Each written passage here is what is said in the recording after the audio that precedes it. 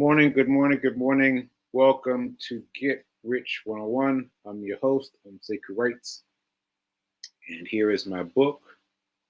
Let me show you a picture of it. Hack Your Pain Now. Hack Your Pain Now is my book. And shout out to New Thought Media Network for allowing me this space to prosper, to prosper, to prosper. And just a reminder, I am not a financial advisor, so take what I say, add your little grain of salt, and take what you may from that. So that's what I have to say, and let's get into it. Let's get into it. Let's get into it. I'm just making sure I got everything. Yeah, I got everything. So I, as you know, if you've been watching the show, yesterday, Monday, I replayed the message. I replayed the show from Friday. So you got a double dose of Reverend Mel, and she did a great job talking about money. She did a great job talking about money. So yeah, that was really good. And I asked her to come back and do it again. Like you heard me say that on Friday, but after the show, I was like, what? So she's gonna hopefully, knock on wood, be here tomorrow, Wednesday, to talk about it. And I've got homework. I've got some self-imposed homework that I want to finish by tomorrow. See, so that's why I'm doing it. I'm having her come every week so that I have a week of time to exercise some of the variables, the things that she has issued for us to do. So I think that's I think that's going to work. I think that's going to work. So my goal is to have something, something done in the credit world. I don't know what, but something done by tomorrow. So tomorrow, I'm not just asking her to repeat herself. I'm saying, all right, I did this, and now what? So yeah, so we shall see. We shall see. And yeah, but the days are filling up now, right? We got Wednesday, we got Reverend Mel, and Thursday we got Fiance Files, and Friday we got, well, could be any of the family. Could be. I say that because it started off with Pops, but then Mama Janet came on, and maybe mom might want to jump in there too. So anyway, I'm feeling greatly what's the word? I feel beneficial. That's not the right word, but you know what I mean. But I feel grateful for all these pieces of energy coming my way. Ashe, ashe, ashe. Okay, so let's talk about the weekend. Let's talk about the weekend because a lot of things happened this weekend, and here's Fee King. Fee King is out and about doing her Uber Eats. He's doing her Uber Eats out there in Jersey. She's out in Jersey right now. Actually, let me talk about this first. So I did this with her yesterday. I went with her and I did it the whole day. I expected to just do it for one or two deliveries and be gone, but I stuck with her the whole day, and I got to see what that environment was like. I gotta tell you that she does her her Uber Eats entirely different than I do my DoorDash. Like entirely different. Entirely different. So I was like, wow, this is really interesting. The differences.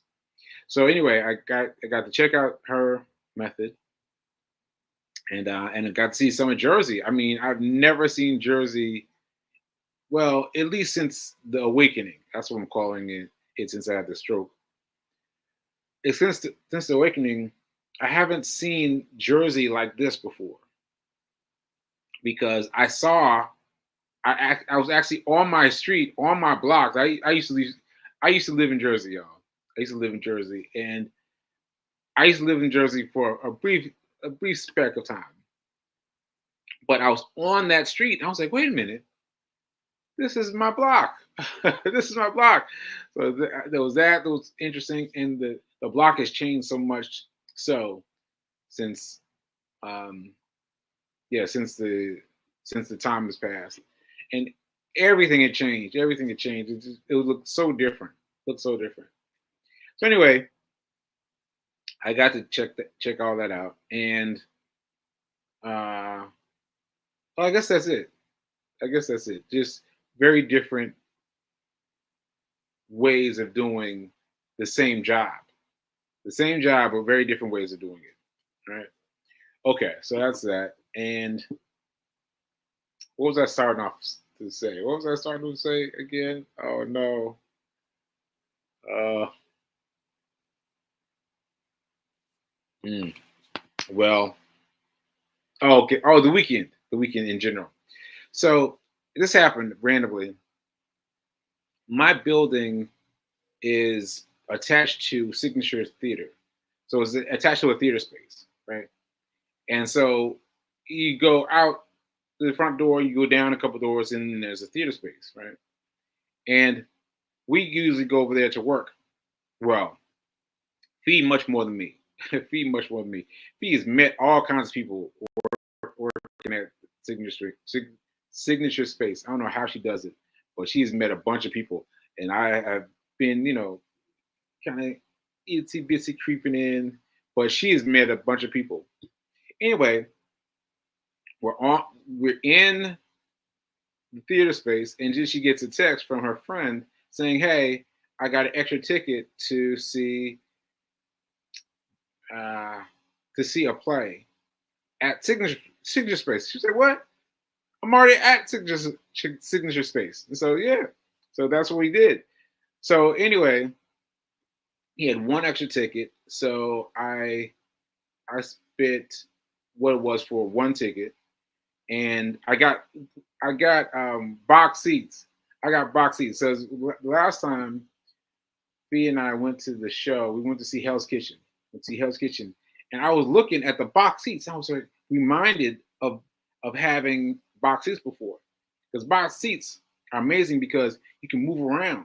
Like you can physically move the chairs. The chairs are just placed there, unlike the chairs that are on the rows that are just fold. You just tip down to let you in them, and that's it. And there's no room between you and the chair in front of you. But in the back seats, you got room. You got room. You got room to move around. So that's great. So I talked about this, and Fee and I talked about it, and we made a promise to ourselves to focus on box seats. So when I saw that they had box seats at the theater, I was like, yeah, box seats, box seats. So anyway, that was pretty cool. So anyway, the show was great. It was by Dominique Marceau. It's a friend of mine, and it was. Oh, and by the way, Dominique was there. Dominique was there. She was giving a talk after the afternoon showing. Now we wouldn't have seen it if we just come for the time for the evening showing, because that's what we were invited to, right? We were already there because we were working, right? And so we saw them. I was like, hey. So I came over. I said, hey to Dominique, introduced her to Fee King, and everybody got. Oh, there's a picture. Oh shoot. Let me see if I can find this picture. Let me see if I can find this picture. So while I'm trying to find the picture, so I got her together, and I'm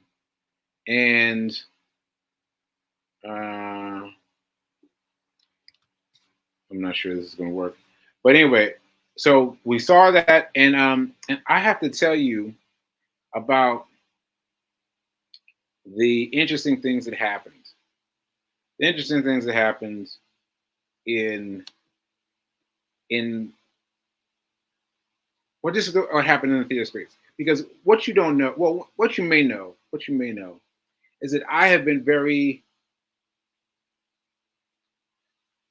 distant from everyone, from everything, from people, from I've just been very distant. And so I was a little bit nervous about going to see the show. But it's the theater next door.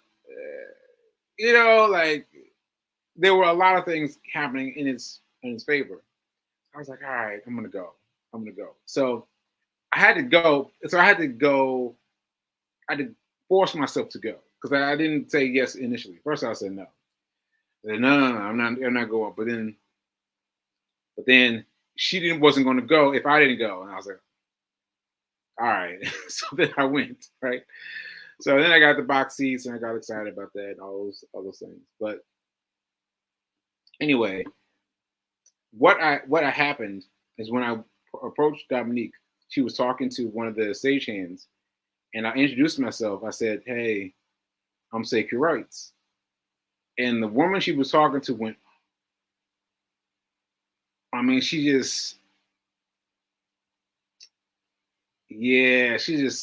lost it. She was like, and, and that touched me. That touched me. I assumed, there's lots of assumptions there, but I assume she was responding to my stroke and my ability to get past the stroke, with my ability to fight past the stroke. But she really had a big reaction, and her reaction almost made me lose myself, because it did. It did make me lose myself, but not completely. So what I mean by that is when she went like this, I was like, my sentence structure got lost. My ability to create sentences got really lost. And I was like, I mean, because I felt the tears, from her coming to me. I was like, oh, oh, oh, oh no, oh no. I was like, I was trying to fight it, but that was really impactful for me. And then I came back to find her, and I couldn't find her. I asked people for her, and I couldn't find her, but she really moved me. Really moved me. And that what I thought was the end of it. That I thought was the end of it. But then during the end, after the show had ended, people were hanging out, meeting each other, and sharing, and all the things that happen at the end of a show. So there was this open space right in front of the theater, and so I'm saying it's not outside. Like a lot of Broadway theaters, like you have to wait outside, and Hell's Kitchen, you have to wait outside, but it was cold, and you know y- you may not want to do that. But when Signature Space, it's open. It's open to the theater space. It's Wait a minute. It's open to the theater space, right? It's open. Everyone's there. And so we were out there, and I was still feeling as I feel now. As I feel now. So Fee said it well this weekend. She said, I used to know you when you were on 10 all the time. On 10 all the time. Now that's true. That's true. I was always on 10. Like, do this, doing this, doing that, doing the next thing. And I'm not like that anymore. And so for me, after the play was over, I was just kind of standing next to Fee, just kind of trying to hold a smile. Just kind of trying to hold a smile, right? And feeling like they're thinking, okay, you got it, you got it, you got it, you got it, you got it. Because I feel some kind of way about expressing myself. And so I'm smiling that way towards this one young lady. And I was just like, and she finally came over and said, you are a great inspiration. And I was like, what? And she told me, because at first I thought she didn't know who I was, but she knew exactly who I was. She knew exactly who I was. And she listed out all my accolades and everything. And she really knew who I was. And she started talking about how my that was Nelson, how my struggle helped her. And she did all this lead up, all this lead up, all this lead up before she finally said she was fighting cancer. And I was like, what? What? And she said she's in remission, but she's been fighting and she's been running, and she's run a half marathon, and she's trying to get back to running, and like all these things. And she was crediting me with giving her the strength to fight on. And I was like, wow, that really awed me. That really awed me. I took her picture as well. Like, I don't know why my pictures aren't coming up. Let me try one more time. Let me try this. This. Yeah, it's not coming up. Photos aren't coming up. But yeah, I took a picture with her, and I gotta tell you, I had a weird reaction though. Even though what she said was great, and she's fighting cancer, and I'm helping her fight cancer, and all the things were great, I felt like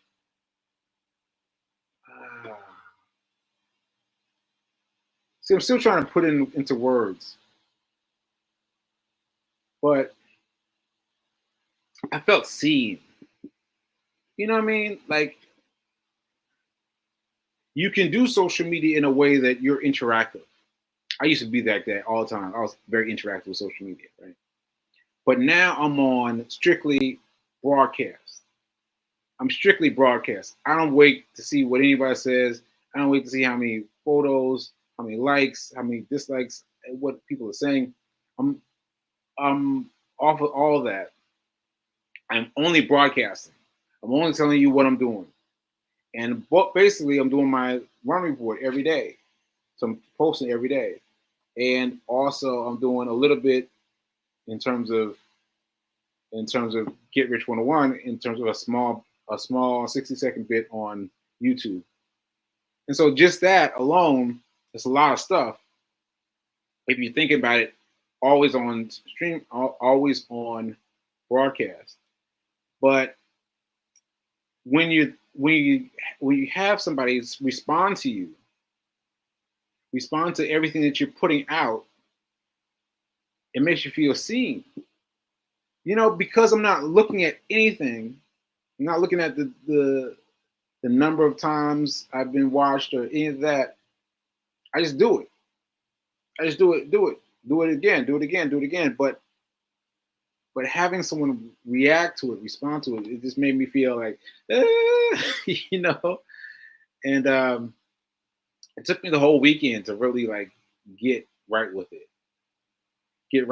And so now I'm going to do my regular thing in terms of social media, but I'm going to be more consistent about it. Because now I know that there's this one woman out there who is getting inspiration from me for fighting cancer. And if there's one of her, there must be other people. And so I've got to keep giving. I got to keep giving. I got to keep giving. I got to keep fighting. And I have to keep showing people that I am still fighting, and that this is something that you can fight. I am still fighting, and this is something that you can fight. Ashe. Yeah. So anyway, those two instances of getting recognized, and Dion also was reacting to me in terms of my stroke, and she told me her father had a stroke, and she told me how her father dealt with it, and her father inspired me. Her story about her father inspired me. I was like, woo. I mean, oh man. And having achieved less than I've achieved. So I feel it. I feel it for him. Oh, maybe Tiana, you should do a play about your father. That would be dope. Anyway, sorry to interrupt. But yeah, it was really good. It was really good. Yeah, it was really good. So yeah, all happened randomly. And yeah, and that's where we are. Okay, so Fee King is saying thank you for accompanying me. Yeah, yeah, yeah, Fee. And oh yeah, the Mad Creole was I think the name of the play. It was a play about the Theon is Haitian, and this was about the world of Haitians. And what's interesting, it was that this everyone on stage was black. It was a widely diverse group of people coming to see it. So that was really cool. That was really cool. And again, just steps away from the house, like just that close. So anyway, great show, great show. Oh, Bad Creole, Bad Creole, Bad Creole, Bad Creole. Okay, okay. So that said, all that said, I wanted to talk to you also about about. I told you that I've been wanting to talk to you about shows because shows I think you can really get it in your system. Get it in your system, and you're watching shows, and so me talking about shows will help you. Okay, so I want to talk about this show. This show. This is called How to Get Rich. How to Get Rich. How to Get Rich. So I forget his name now. Sorry, but the main character there. Oh, does he have it on this page?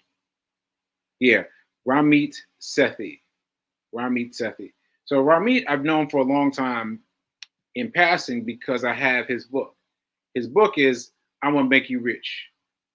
I'm gonna make you rich. Something like that. Something very simple and easy and very direct. I'm gonna make you rich. And I've had it for years and years and years and years and years.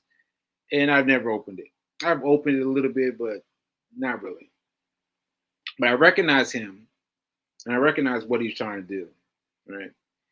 And so I watched this show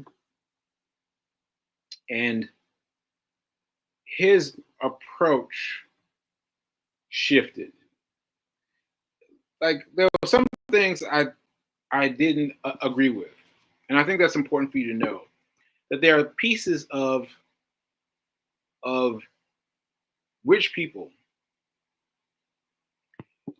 and they're going to give you their advice, but it doesn't work for you.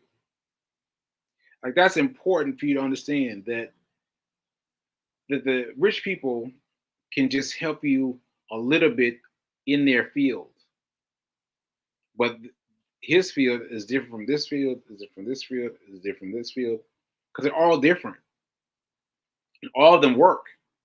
All of them work. You've got to decide which way you want to go and give yourself to it. You've got to give yourself to it and let that be the way, right? Now, I found that for people like me who have a lot of things going on, have lots of different ebbs and flows in the fire, the best thing to do is the stock market. That's my experience because the stock market is pretty straight. Like it doesn't seem like it when you're not in it, but once you're in it, you're like, oh, this is pretty straight. But let that money grow and grow and grow and grow and grow on the side while you continue to do your thing, your various things, right? Like I got, and so the woman who's fighting cancer asked me if I'm still doing bracelets, and I was like, oh, if I'm still doing bracelets, yeah. And so I was like, not really. But I've chosen not to do bracelets now because that's one more thing that can take me away from learning how to be rich. Like I need you to understand that I am very serious about this. I'm focused on how to become rich quickly, right? Because I need it, right? Like all these bills that have come to to that have been charged to me just based on based on the amount of time that I existed without benefits because I had the stroke without benefits, and so the the amount of time between then and now, when I have benefits, still is lots of bills, and so I'm focused on learning how to be rich quickly, how to get rich, as this guy says, right? So anyway, Ramen Tetha in How to Be Rich, you should check it out. You should watch the show. It's on Netflix, as you can see, and you will notice that his his vibe changes. His vibe in the beginning is very kind of ha ha ha ha ha ha ha. That's the way I would say it. Ha ha ha. I'm rich. You aren't. Ha ha. But then he mellows as the course of the film, as the course of the series goes, and he does more to help them. But I want to make it clear though, you're not going to agree. Well, you might agree with everything he has to say, but you might not agree with everything he has to say. That's okay. You can still use what you can use to help you get rich. You can absolutely figure out a way, and he gives you great resources that you can try at home, and you can really try him and really get them to someplace they can really help you. All right. So I'm going to be talking more about this show because I want to talk about some specifics. I don't have time today, but I'm going to talk about some specifics and hopefully help you. Hopefully help you. Now I got a little bit of time left. So let me just say this one thing. Someone asked me about owning a home. So trust me, I have made all the mistakes. Right? So have I owned a home? Yes, I've owned a home. I've owned several houses in my past. And what you need to do, which is not what I did. But what you need to do is you need to focus on what's the way to put it? Spread. That's the word that comes to mind. Spread. You don't want to be in one house. Just you in the house paying the rent. Paying the mortgage, right? You want to be in a house and another house. You want to be in a house and you have duplex. You want to have a duplex, have two families, right? That's ideal. But your first house, you should get a duplex, ideally. If you can't get a duplex, get out of that house and rent it out. Rent it out or do Airbnb or whatever, but get out. Get out. It's going to be uncomfortable for a while. It's going to be uncomfortable for a while. Most people don't want to do it. Most people will not do it based on my advice. But if you can keep yourself uncomfortable for a while, in order to get two houses, like two of whatever you got a duplex, get another duplex, right? Once you have double, then you can come on out. Then you can come on out and live where you want. But you gotta get out of that one-to-one ratio. You gotta get out of that one-to-one ratio, and a duplex would help you. But honestly, the best thing to do would be to get a duplex or build your house into a duplex and get out and go stay with your parents, stay someplace stable where you get free advice, and you can work on getting the houses together. That's what I should have done. That's what I should have done. All right. Okay. All right, folks. There we go. I've run out of time now, so I'm gonna go ahead and close out. And remember that now is better than perfect. And